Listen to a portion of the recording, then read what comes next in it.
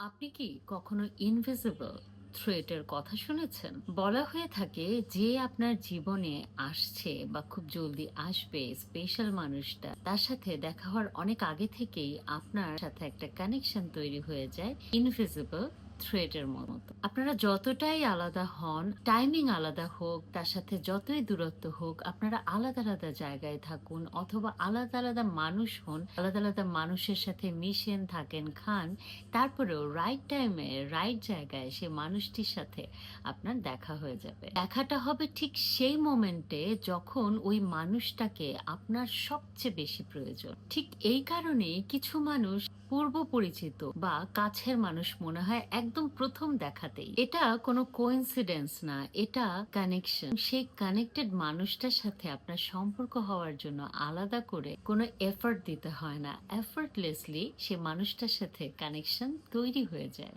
আপনিও অপেক্ষা করুন, নিশ্চয়ই আপনার জন্য ঠিক মানুষটি, যার সাথে আপনি থ্রেডের মাধ্যমে কানেক্টেড, সে মানুষটা সময় হলে ঠিক আপনার সামনে এসেই দাঁড়াবে এবং আপনারও হ্যাপিলি এভার আফটার হয়ে যাবে।